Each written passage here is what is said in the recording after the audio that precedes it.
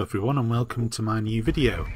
This is Sega Rally on the PlayStation 3 and this is an update, well not necessarily an update as such, but almost like a reimagining of Sega Rally, and it's a jolly fantastic game, it is too. As you can see already, the graphics are absolutely gorgeous and move along at a very smooth and steady frame rate. In particular, what I like is how the actual track that you race on starts to deform as you go around. As you know, in this you do a number of laps, and these deformations actually can affect how the vehicle handles. So it's just a nice little touch into the game. It adds a degree of complexity to it, and there's also lovely effects as well, such as how your car gets dirty as it goes through mud and stuff like that, and the dust that it picks up and everything. It is a truly gorgeous game to behold, and it is also very, very playable.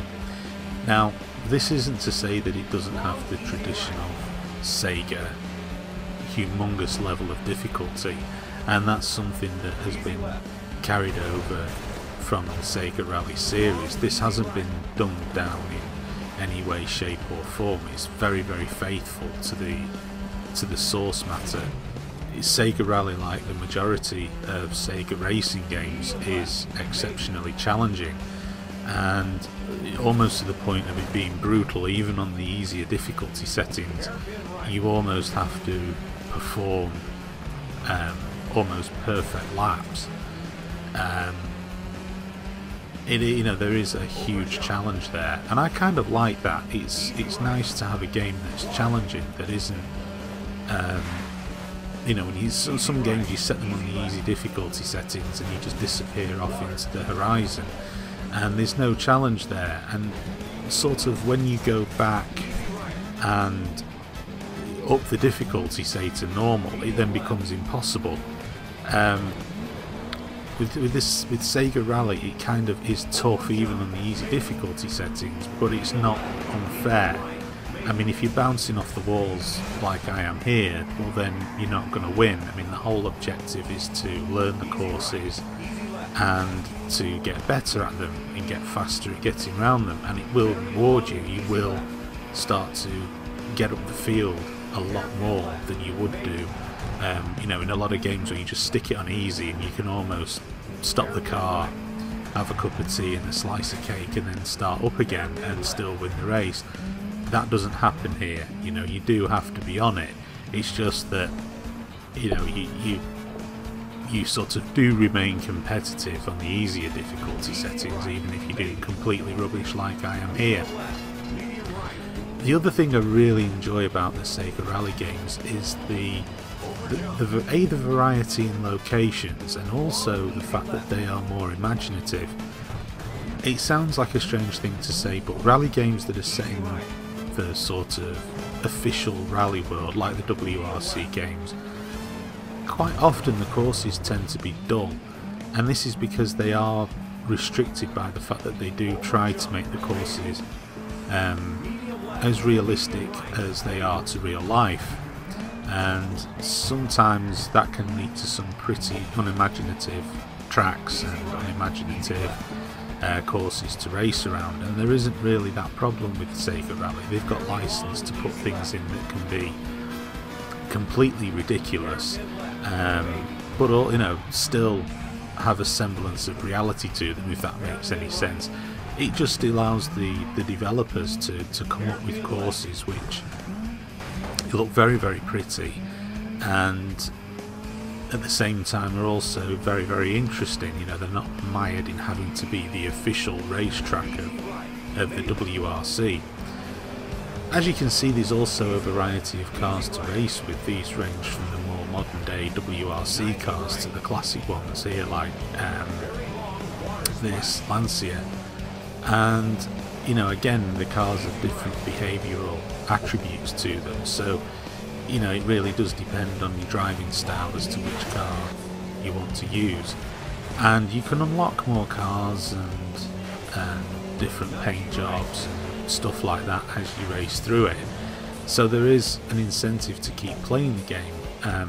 There are a lot of things you can unlock, not to mention obviously new tracks and, as I say, new cars and courses and so on and so forth. So there is an awful lot going for it.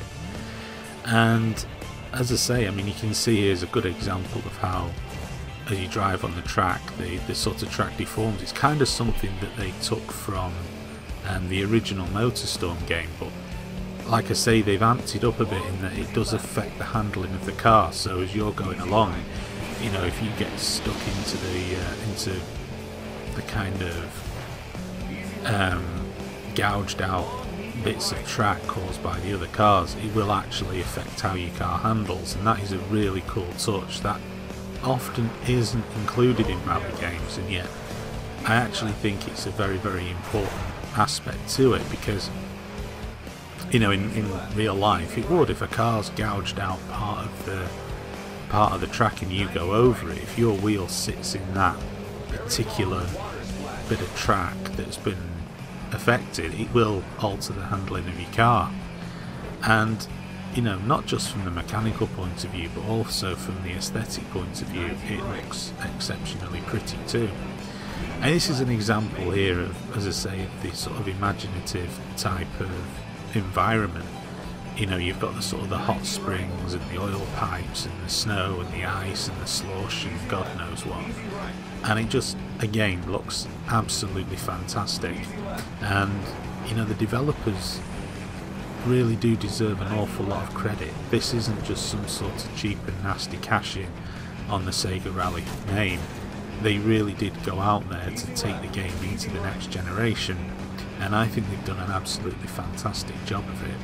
As I say, I've been a huge Sega Rally fan, and I must confess I was a bit dubious at first when I knew that they were going to kickstart the franchise on the next gen of consoles, because sometimes these things don't always work out, and especially if the original development team are not involved, which I think was pretty much the case here, and yet still they've done a fantastic and awesome job, and it is well worth checking out. I mean, it's a few years old now, though you wouldn't think it to look at it, because it does look absolutely sensational, but it most definitely is worth checking out.